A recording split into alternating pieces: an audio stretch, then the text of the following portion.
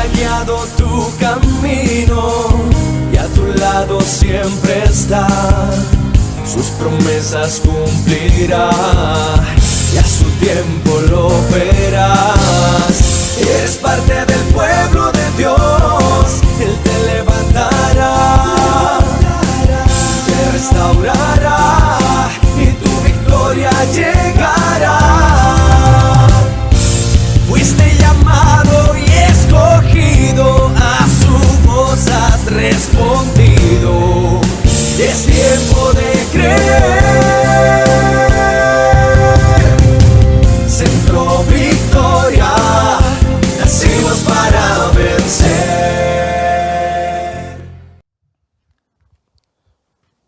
Vamos a hablar hoy de una historia muy conocida, que por lo menos la mayoría de ustedes ya deben de haberla leído o escuchado alguna vez. Marcos es el evangelio más corto de los 4. Recuerden que tenemos 4 evangelios en el Nuevo Testamento. Los evangelios son un género literario. Voy a empezar explicando esto un poquito. Los evangelios no son biografías, que fulano de tal nació en el año tal, hijo de tal, mengano de tal, se casó con tal, hizo estudio en tal lado. No es eso. Son como reportajes periodísticos. Imagínense que cada evangelista, imagínenselo como si fuera un periodista, un reportero, que de pronto aparece un líder que mueve masas, que mueve multitudes, y él o es parte de los que le siguen, o conoció a alguno de los que le seguían, y dice: este hombre era demasiado importante, era demasiado interesante, hay que dejar un registro de lo que él habló, de lo que él hizo. Entonces, como son 4 los escritores, cada uno tiene su interés, cada uno tiene su forma de acercarse a la noticia, de acercarse al personaje. Y por eso tenemos 4 evangelios, hablando todos del mismo Jesús, del mismo mensaje, de su muerte, de su enseñanza, de su resurrección, pero cada uno lo enfoca desde un ángulo diferente. Hay 3 evangelios que se parecen mucho, que son los 3 primeros, Mateo, Marcos y Lucas. Se conocen técnicamente como los evangelios sinópticos. Sinópticos quiere decir con la misma mirada.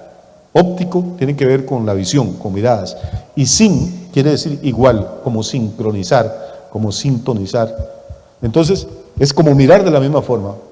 Mateo, Marcos y Lucas se acercan a Jesús con una actitud muy parecida. Juan es completamente diferente. Y de los 3 sinópticos, de Mateo, Marcos y Lucas, el más corto es Marcos.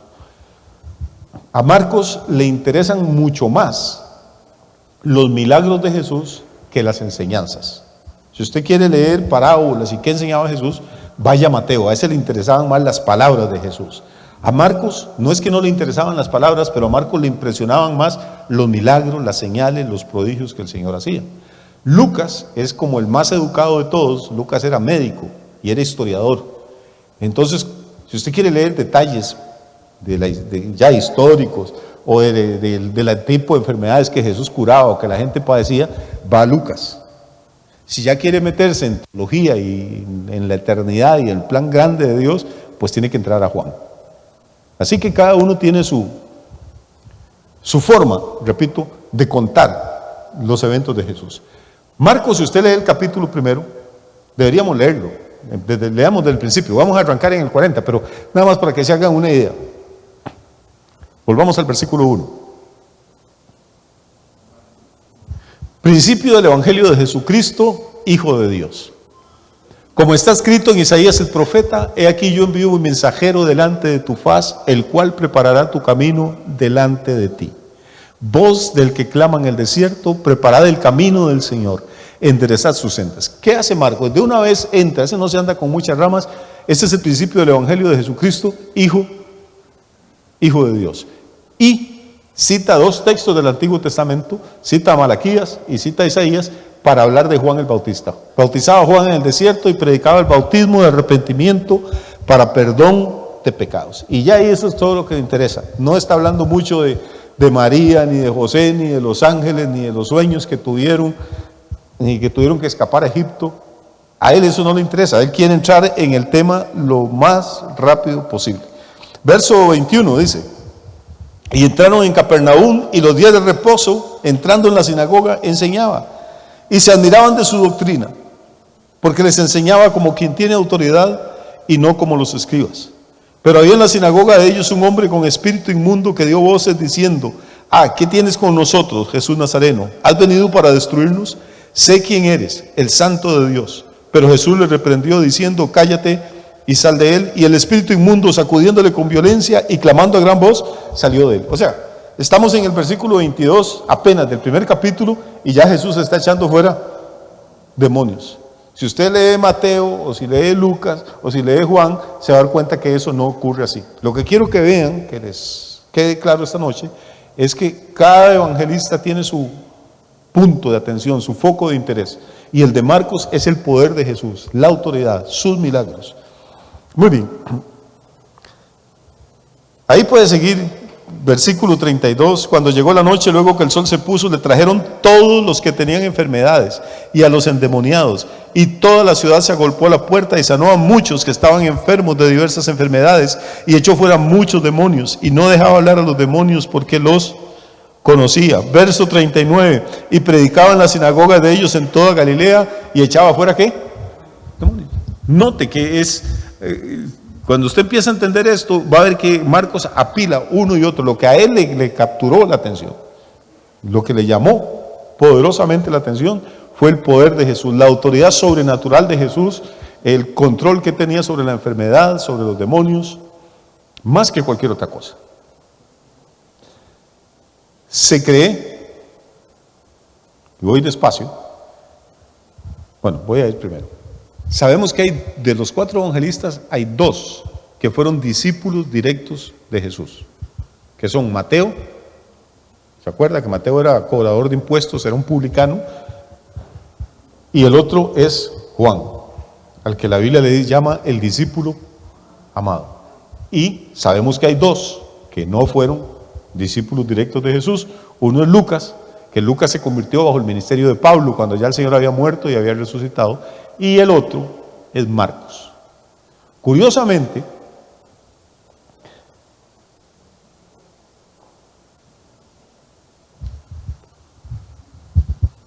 parece que Marcos era un muchacho joven, que se llamaba Juan Marcos realmente, la Biblia habla de él en el libro de los Hechos, y que se convirtió pronto en la iglesia primitiva, y Pablo vio en él algún don, algún potencial. Entonces Pablo y Bernabé iban a una gira misionera y le dijeron al muchachito este que se quería ir con ellos. Imagínense para alguien recién convertido que un hombre como Pablo, que resucita muertos, que ha ido al tercer cielo, lo invite a ir a una gira de predicación. Ni lerdo ni perezoso Marcos dijo, yo me apunto, yo voy. Y a la primera ciudad que llegaron y los recibieron a pedradas, dijo, me equivoqué, yo me devuelvo. A mí Dios no me llamó para esto. Alguna gente cree que esto es fácil, no es fácil. Y cuando llegan los problemas o las tentaciones o las luchas, pues quieren echar para atrás. Eso es lo normal, a nadie le gusta que le tiren piedras. Entonces Marcos se volvió a su casa y unos años después,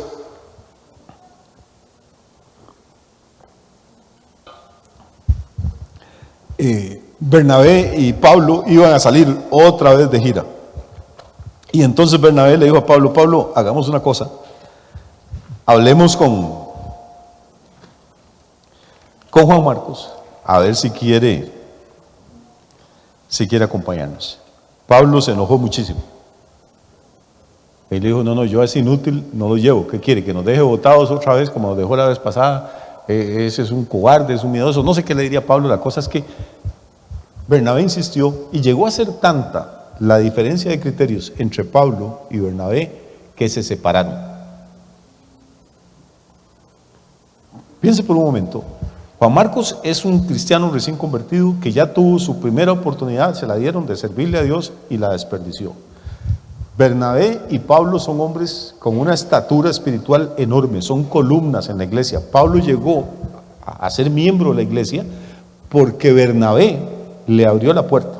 O sea, Bernabé era una persona respetadísima y Pablo ni se diga. Y se pelean por este muchacho. Y lo más grave del asunto no es que se peleen, es que cuando el Espíritu Santo los llamó, dijo, quiero que me separen a Bernabé y a Pablo para el trabajo que yo los he llamado. Todo esto está en el libro de los Hechos, nada más estoy haciendo un resumen. O sea que el Señor los llamó juntos, dijo, quiero que me separen a Bernabé y a Pablo. Y ahora Pablo y Bernabé se dividen por causa de Juan Marcos.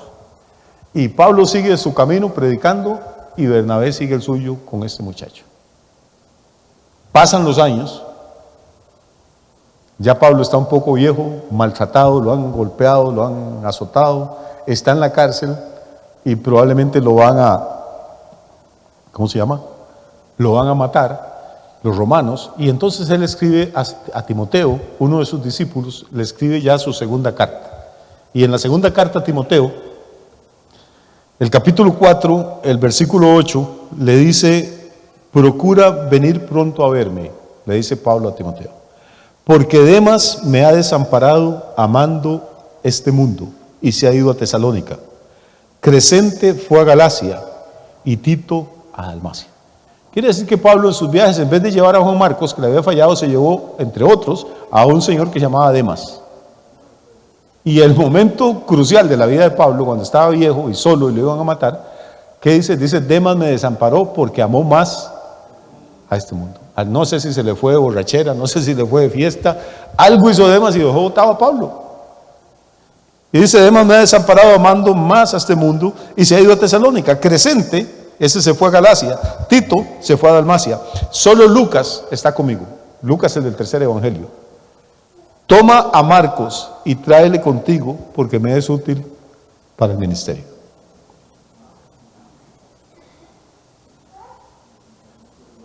Vea cómo uno se engaña a veces cuando alguien falla y cómo uno se engaña a veces creyendo que alguien es fiel. Pablo creyó que Juan Marcos no iba a servir para nada y que Demas era la octava maravilla. A la hora ya crucial de la muerte de Pablo, cuando ya está en la cárcel y ya probablemente lo han juzgado y sentenciado, Demas sale corriendo y Pablo dice: tráeme cuando venga, le dice a Timoteo, a Marcos. ¿Por qué? Porque me es útil para el ministerio. Quiere decir que tenemos un evangelio aquí, de que vamos a estar predicando hoy, escrito por este Marcos, y lo tenemos no por la paciencia de Pablo, sino por la de Bernabé. Todo el mundo habla de Pablo, pero poca gente habla de Bernabé. Bernabé siempre estaba como en segundo plano, pero lo interesante es que Bernabé tenía un apodo en la iglesia, le decían el hijo de consolación. El ministerio de él era consolar a los que habían caído, a los que estaban tristes, a los que los demás despreciaban, él los recogía. Y gracias al trabajo de ese hombre tenemos a Marcos, y gracias a Marcos tenemos el evangelio, y gracias al evangelio yo puedo predicar esta noche. Así que vea que toda la historia está muy entrelazada. Marcos 1:40 es una historia de esas que a Marcos le gustaban, de milagros, de poder, de autoridad.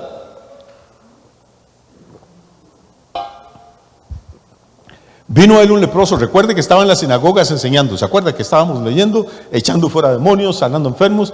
Y en eso dice: vino a él un leproso rogándole. En cada rodilla le dijo: si quieres, puedes limpiarme. Vamos a leer la historia completa. Y Jesús, teniendo misericordia de él, extendió la mano y le tocó y le dijo: quiero, sé limpio. Y así que él hubo hablado, al instante la lepra se fue de aquel y quedó limpio. Entonces le encargó rigurosamente y le despidió luego y le dijo: mira, no digas a nadie nada, sino ve, muéstrate al sacerdote y ofrece por tu purificación lo que Moisés mandó para testimonio a ellos. Y aquí termina la historia. Pero oído él, comenzó a publicarlo mucho y a divulgar el hecho, de manera que ya Jesús no podía entrar abiertamente en la ciudad, sino que se quedaba fuera en los lugares desiertos y venían a él de todas partes. Vamos a ver, del versículo 40 al 45 está esta historia. Es bien corta, es bien sencilla. ¿Qué tenemos ahí? Básicamente dos personajes. Uno, el primero es un leproso.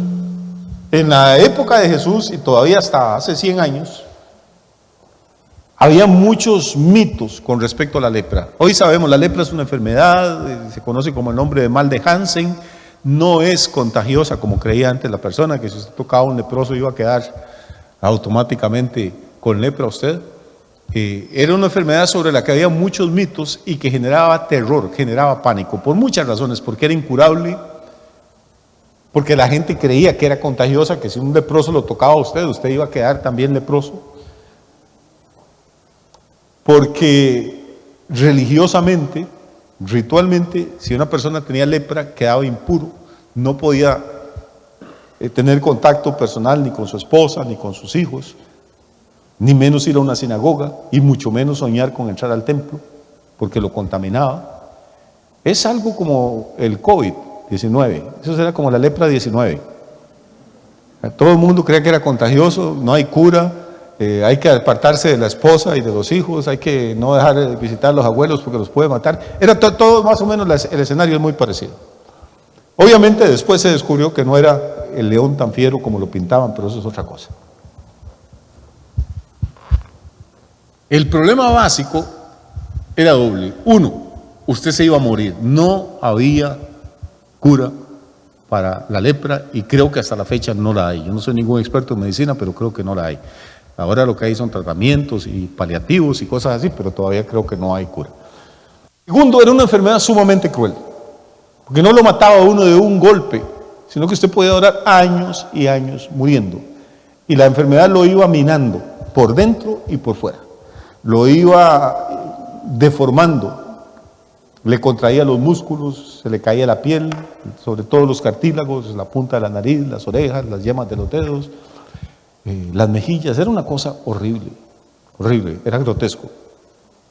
Y te separaba de todo el mundo. Los leprosos andaban por la calle pidiendo limosna, pero usted ni siquiera podía darle la limosna. Si quería darle un bollo de pan o un pedazo de queso, usted lo ponía ahí en la calle, en la acera, y los leprosos pasaban. Con una campanita tenían que andar para que la gente se escondiera cuando ellos pasaban. Yo les decía la semana pasada que a mí me gusta mucho coleccionar monedas, y dentro de las monedas que tengo, logré conseguir alguna vez, conseguí unas en Colombia y en otros lugares, que vienen marcadas porque pertenecían a los lazaretos. Los lazaretos eran los campos de concentración donde metían a los leprosos. Si a usted le diagnosticaban lepra, lo sacaban de su casa. Eso ocurría aquí en Costa Rica, aquí había lazaretos. ¿Por qué les decían lazaretos? Porque en la Biblia el leproso más famoso se llamaba Lázaro. Entonces a la lepra le decían, ya después de los judíos, en la época, en la Edad Media, le decían el mal de San Lázaro. Y a los leprosos los metían en lazaretos. Era supuestamente tan terrible la lepra que un leproso no podía tocar una moneda, porque si después usted la tocaba, usted se contaminaba. Lo cual me recuerda mucho cuando empezó toda esta vaina también, que llegaba uno al banco y los cajeros estaban con guantes y todo para no tocar el billete que usted veía. Todo era muy similar. Pues yo tengo monedas de esas. Ellos vivían como en su propio mundo, no podían interactuar con el resto de la gente. Y para acabarla de amolar, los rabinos judíos y los sacerdotes, que a todos le ponían leyes, hay gente que a todos le encanta poner leyes, habían hecho una más. Habían dicho que entre una persona sana y un leproso tenía que haber por lo menos 3 metros de distancia. Eso se llamaba distanciamiento social hoy en día también. Para que vea que no hay nada nuevo bajo el sol. Nadie ha inventado nada. Nada más que en aquella época era más estricto. Ahora pide 1,80 m y en aquella época eran 3 metros. Entonces, si usted se acercaba a un leproso a 2 metros de distancia, automáticamente usted quedaba impuro y tenía que ir a ofrecer sacrificios, confesarle al sacerdote lo que había hecho, pedir que lo purificaran para volver a su casa. Pero antes de eso, no era tan fácil. Tenían que ponerlo en cuarentena. Eso está en la Biblia también. Lo examinaban a ver si al acercarse tanto, el leproso le había contagiado la enfermedad. Y después de que pasaban esos días de observación, entonces usted podía volver a su casa. No sé si se da cuenta, pero la estructura es muy bonita. Cuando usted empieza a leer la Biblia se da cuenta que tiene mucho que ver con lo que ocurre en el mundo moderno, con lo que ocurre en nuestros días. Y este hombre, una vez que a usted le declaraban lepra, era como, estaba condenado a muerte, y a una muerte lenta, y a una muerte horrible, y a una muerte solitaria. Este hombre quizá, como Jesús estaba haciendo tantos milagros y tantas señales, y echando fuera demonios, se corrió la voz y él oyó en alguna parte que Jesús había sanado, no sé, ciegos, sordos, y dijo, bueno, quizá él quiere sanarme a mí. Y fue entonces, era su última esperanza, vino a él un leproso rogándole, en cada la rodilla le dijo, si quieres, puedes limpiar. Vamos a ir despacio entonces. Número 1, que nos llama la atención aquí, la actitud. ¿Cómo vino él? Vino rogando y vino postrándose. Dice que hincó su rodilla. Uno no se hinca delante de cualquiera, y un judío mucho menos. Vino e hincó la rodilla. O sea, vino con una actitud de reverencia, de adoración, de humildad, rogando, no exigiendo. Yo oigo predicadores ahora que no sé cuántos, tienen cientos de miembros o miles en las iglesias. Es decir, usted tiene autoridad para ordenar, usted ordena en el nombre de Jesús, usted desata, usted decreta, dicen ellos. Decreto. Bueno, yo no decreto nada, ni ordeno nada.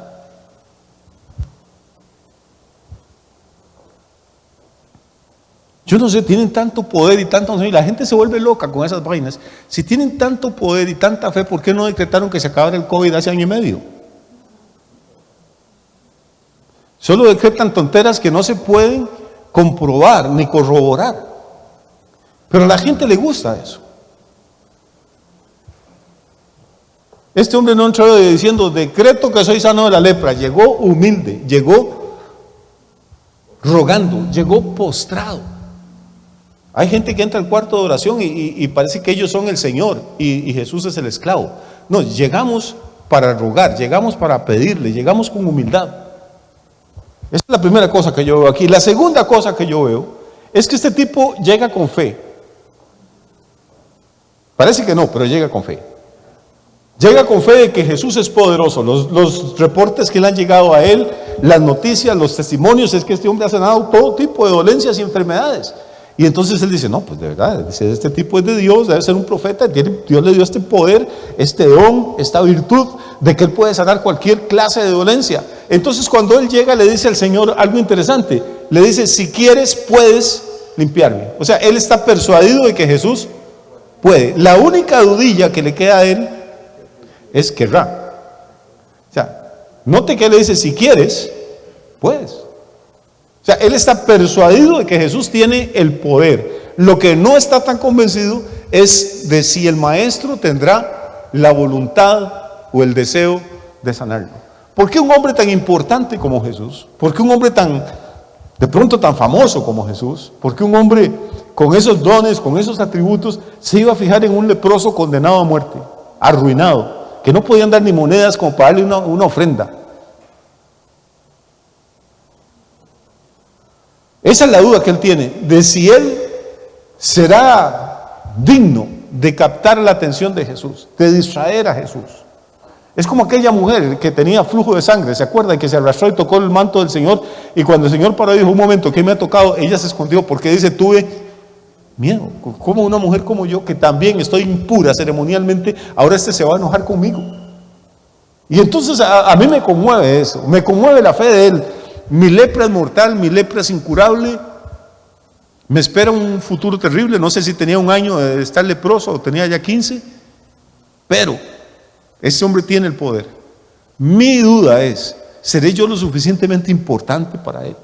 ¿Valdré yo la pena como para que él se detenga y me haga un milagro a mí, habiendo tanta gente más sana, con enfermedades más fáciles de curar, más ricos, que lo pueden invitar a la casa a almorzar o a cenar? Yo no tengo ni casa siquiera. Señor, ¿tú quieres o no quieres sanarme? Cualquiera de las dos cosas, aquí estoy. Pero estoy convencido de que sí. ¿De que sí qué? De que sí puedes. No sé si a usted le ha pasado eso, hermano, pero a mí me ha pasado muchas veces. Yo creo en un Dios que para el que nada es imposible, eso dice la Biblia. Para el que cree, todo es posible. Y para Dios, nada es imposible. Pero el problema que nosotros enfrentamos como creyentes no es tanto el poder de Dios, sino la voluntad de Dios. Conocemos que Dios es todopoderoso. Lo que no sabemos es si da la voluntad de Él en un momento determinado hacer cierto milagro a favor de nosotros. No sé si solo a mí me pasa o le ha pasado a usted alguna vez. Solo a mí. Tan re mal estaré. Y cuando a veces desconfiamos, ¿será la voluntad de Dios o no será? Casi siempre hay como un pajarito ahí dentro de la cabeza, le dice, pero con esa cáscara usted se atreve a pedirle a Dios que haga un milagro. Usted no ora lo suficiente, usted no ayuda lo suficiente, usted es esto, usted es lo otro.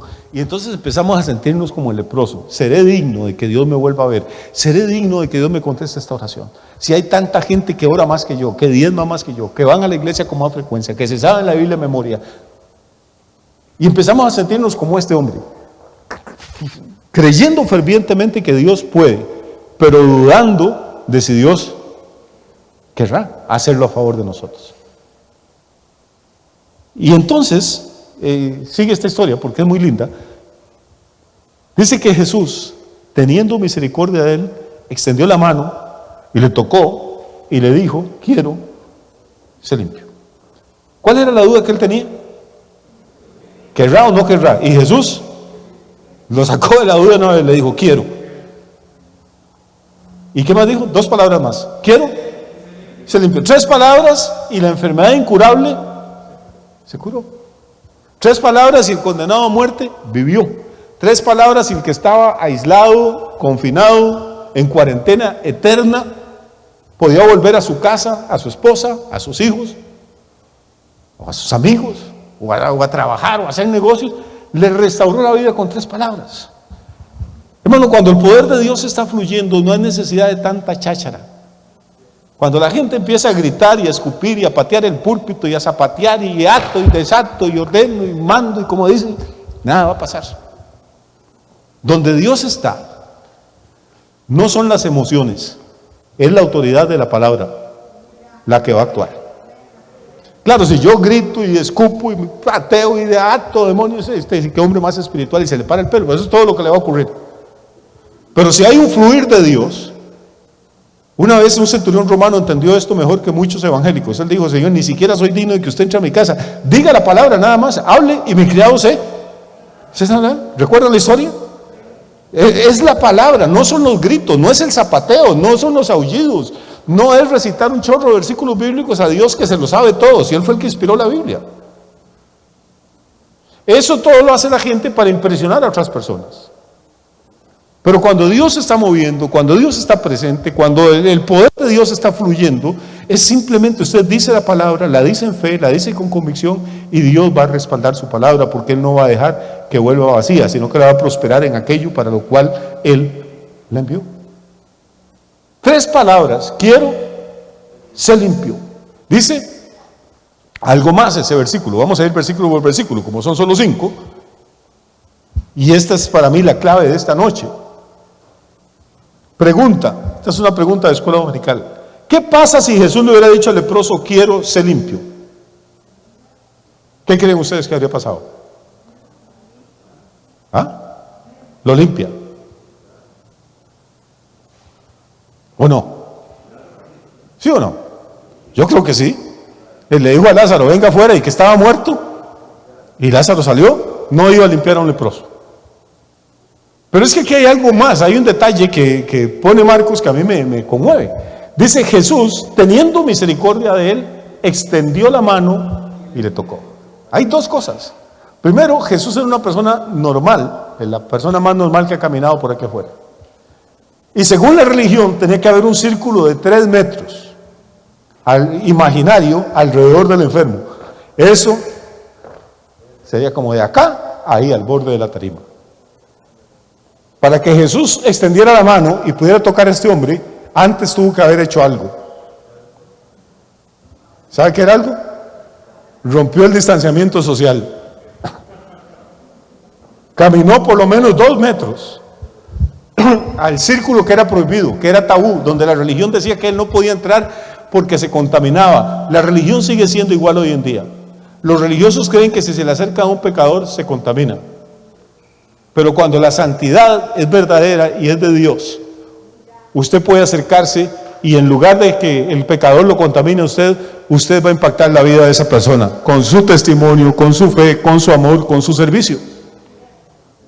Hay iglesias que la gente los encierra: no le hable a fulano, no le hable a ese vecino, aquel ese es un impío, aquel no porque tiene una estatua en su casa, el otro no porque es borracho, aquella no porque... Hermano, ¿pero quién se cree usted que es?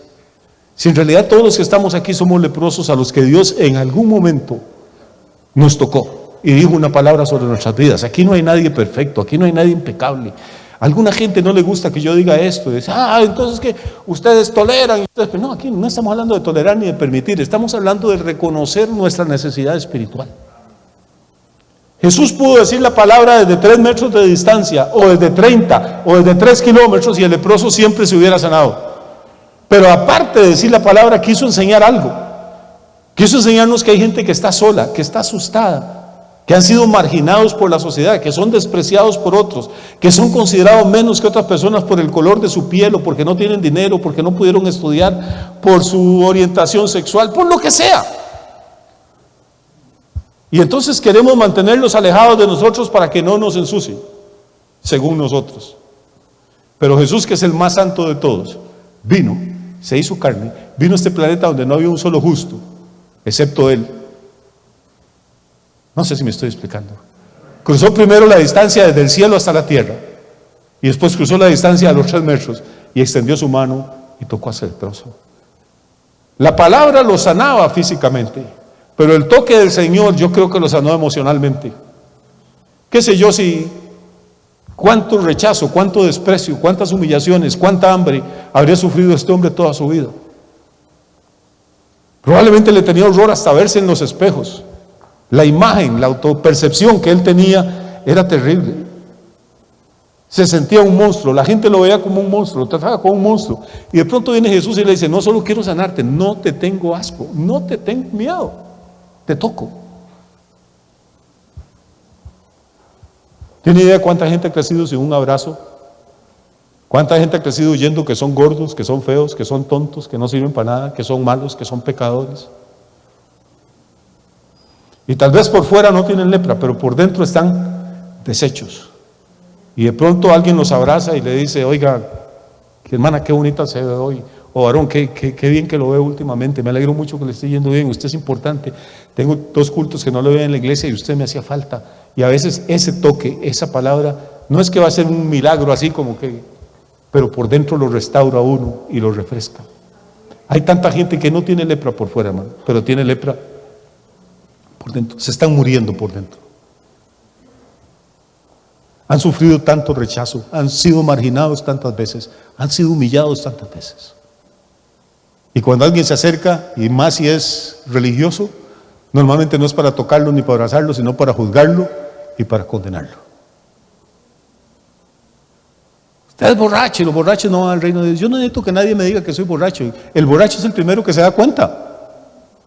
¿Usted es drogadicto? Pues claro, me lo va a decir usted a mí.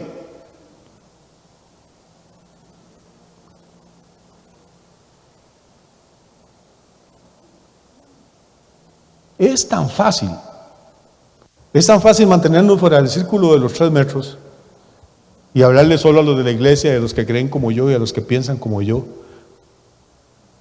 Es tan fácil como hubiera sido fácil para Jesús quedarse en el cielo solo con los ángeles y los arcángeles y los querubines y nunca venir a romperse la cabeza con el montón de rebeldes y tercos que somos nosotros.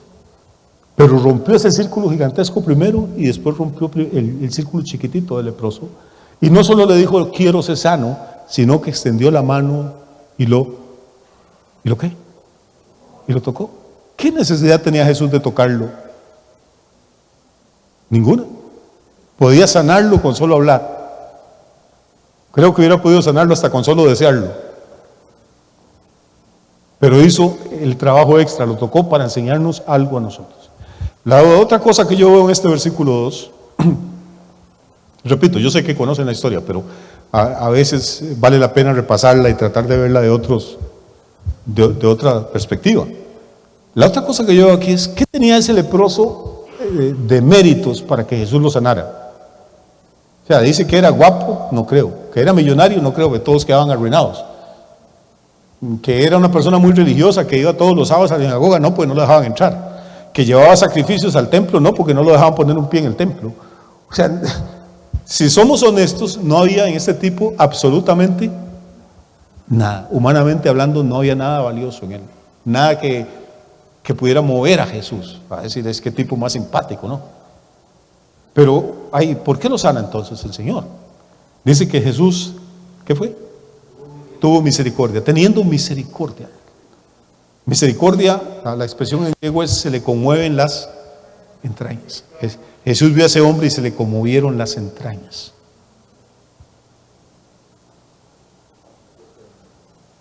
De ver tanto sufrimiento, tanta soledad, tanto rechazo, tanta pobreza, tanto dolor.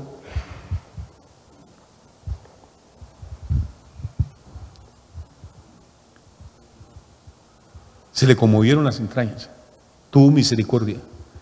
Déjeme decirle que usted y yo estamos aquí porque un día a Dios se le conmovieron las entrañas. Y nos habló y nos tocó. Y aquí estamos. No nos tuvo miedo, no nos tuvo asco, no le importó lo que la gente pensara de nosotros. Dejó todo para podernos ganar a nosotros.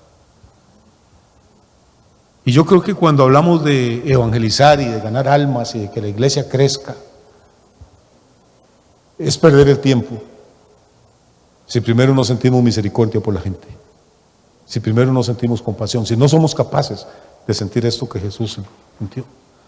Yo puedo ver un borracho tirado en la calle y puedo sentir repulsión. Yo soy hijo de un alcohólico y puedo tener un montón de recuerdos en mi mente, dolorosos, y puedo apartarme. Y sé que me va a decir, oiga usted, me hace un favor, ¿dónde estoy? No tiene 10 pesos que me regale. Yo ya se me sé todo el cuento, puedo hacerme a un lado. Pero también puedo pensar, este tipo debe tener esposa, tendrán que comer en la casa. Cuando llega a su casa, pateará a su mujer, le pegará a sus hijos, o la habrán echado ya de la casa y dormirá esta noche bajo de un puente. Eso que está ahí sigue siendo un ser humano, ¿no? No importa si la piedra y el crack le tienen el cerebro desbaratado, no importa si tiene cirrosis, no importa si es la prostituta más vieja y fea de Pérez Celedón, sigue siendo un ser humano, sigue siendo una persona por la que Cristo derramó su sangre en la cruz del Calvario. Y yo puedo hacerme a un lado para que no me ensucie, o puedo pedirle a Dios que me haga humilde y que cuando vea a estas personas se me muevan las entrañas para hacer algo por ellos. Hoy me llegó un mensaje muy bonito de la Alianza Evangélica, que alguien les había donado 200,000 tratados, folletitos para evangelizar, y que pues había disponibles algunos para nosotros, que tenía que ir a Zapote, recogerlos y todo, y yo les agradezco montones, les agradecí. Nosotros hemos repartido no miles, decenas de miles de tratados. Pero hermano, coger un poco folletos y andar dándole a la gente, ahí toma, Cristo le ama, si no se le han conmovido las entrañas primero, no va a tener ningún fruto. No había nada en esta persona que mereciera la atención de Jesús. Pero antes de hablar y antes de tocarlo, pasó algo en Jesús. Se le conmovieron las entrañas, sintió misericordia. Quiera Dios en los meses y en los años que vienen, a través de su Espíritu Santo, hacernos a nosotros hombres y mujeres misericordiosos. ¿Sabe por qué? ¿No sabe? Dice, porque la Biblia dice, bienaventurados los misericordiosos, felices, dichosos, porque ellos, ¿qué? Alcanzarán misericordia. Juzgar a alguien, señalarlo, condenarlo, sentir que somos mejores que todo el mundo, eso es facilísimo. Conmovernos por el dolor y el sufrimiento de la gente, eso es otra cosa, pero eso es el Evangelio. Versículo 3.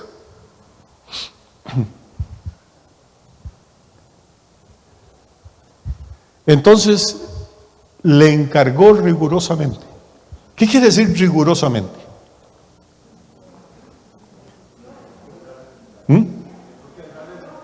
Le encargó rigurosamente es, no sé, estrictamente, obligatoriamente, o sea, con mucha seriedad. ¿Qué fue el encargo que le hizo al leproso? Y este leproso me cae bien, es un desobediente. ¿Qué le encargó? Dice, no le cuente a nadie lo que le acaba de pasar. Váyase calladito para Jerusalén. Tenía que ir a la capital donde estaban los sacerdotes y muéstrese al sacerdote. Y ofrezca por su purificación lo que Moisés mandó. ¿Qué había mandado Moisés? que si ocurría una cosa sobrenatural como estas y la lepra desaparecía, la persona tenía que ir donde el sacerdote. El sacerdote tenía que dar el visto bueno, funcionaba como autoridad médica también. Y tenía que examinarlo desde la coronilla hasta la planta de los pies y decir si ya no tiene ninguna llaga, no tiene ninguna mancha.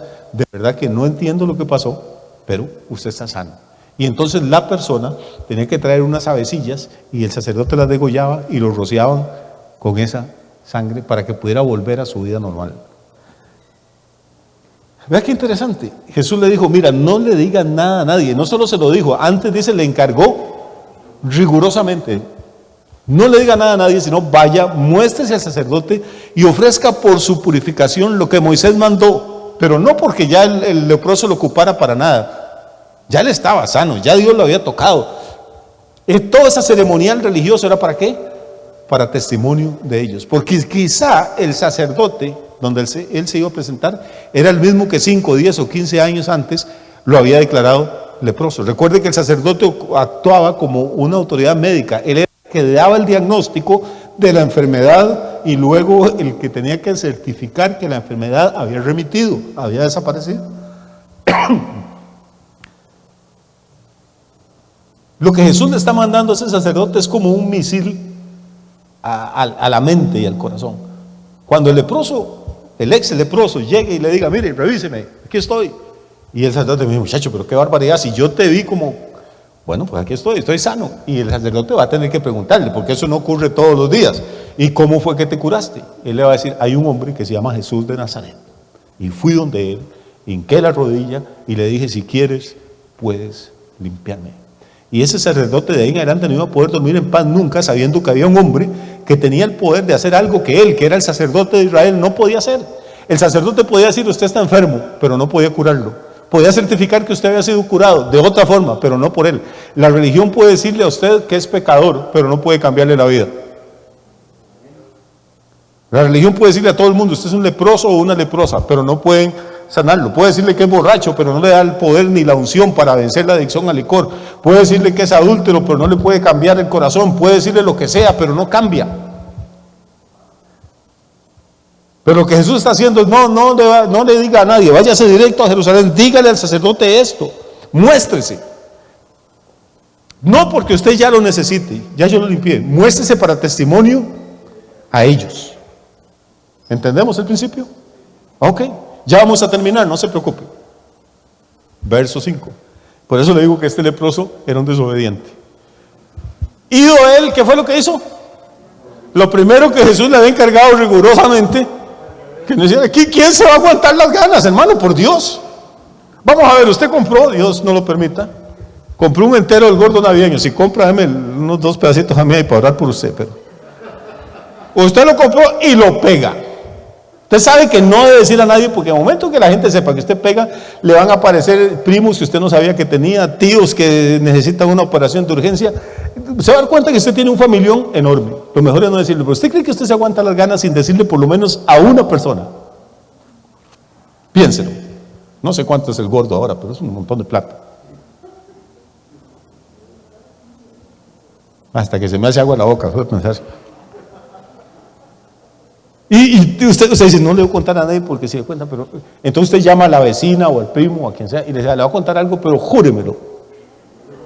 Prométame, le encargo rigurosamente que no se lo diga a nadie.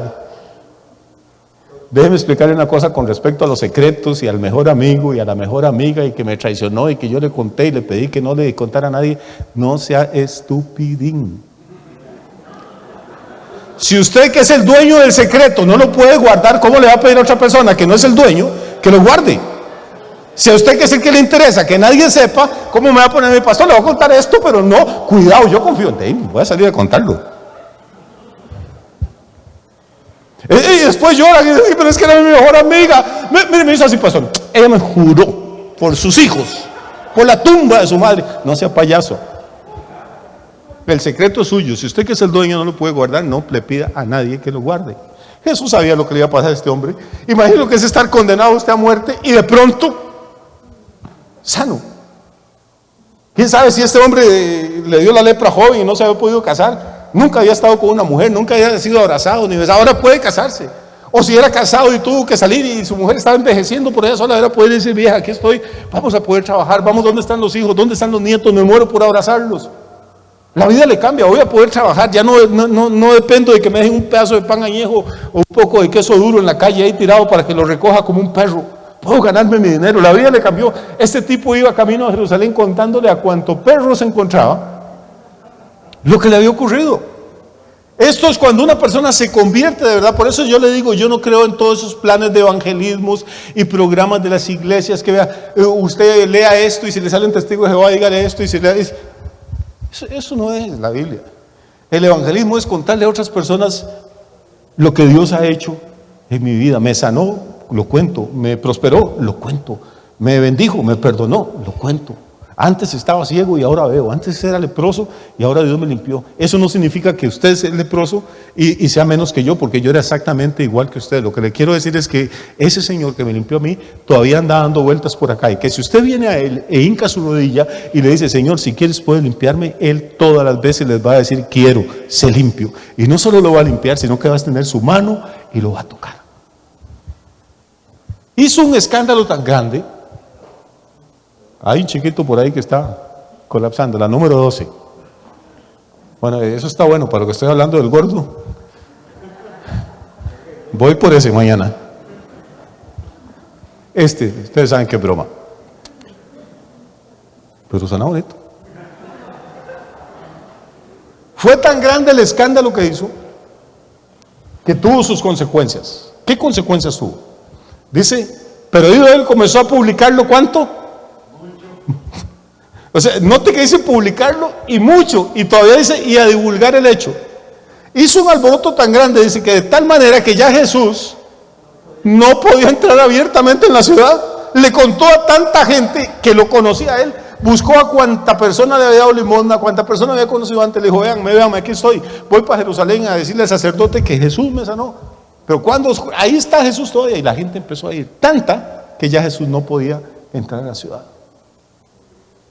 Vea qué interesante y qué diferente a lo que se vive hoy en día en las iglesias. Jesús lo sana y le prohíbe que le diga a la gente. Pero él está tan bendecido que sale a contárselo a todo el mundo. Hoy la gente dice que se convierte y los pastores lloran desde el púlpito, hermano, traiga visitas, háblele a alguien. Por un lado le entra y por el otro le sale. Porque todavía no hemos entendido que el Hijo de Dios tuvo misericordia de nosotros. Y que cuando le hablamos a la gente para que venga a la iglesia o para que oigan el Evangelio, no es para que la iglesia crezca, ni para tener más miembros, ni para satisfacer el ego mío o de nadie. Es porque el mundo entero está con lepra. No física, no el mal de Hansen, sino la lepra, la muerte espiritual de vivir sin Dios, de vivir sin esperanza, de vivir lleno de complejos y de temores, de sentirse rechazados. Y de pronto la buena noticia, porque eso es el Evangelio, la buena noticia es decirles que hay un Dios que no los rechaza, que los ama tanto que murió por ellos. Hay un Dios que no importa lo que hayamos hecho, si tenemos vida, todavía tenemos esperanza. Y que si venimos a Él y clamamos a Él humildemente, no exigiendo, porque no merecemos el perdón, sino rogando.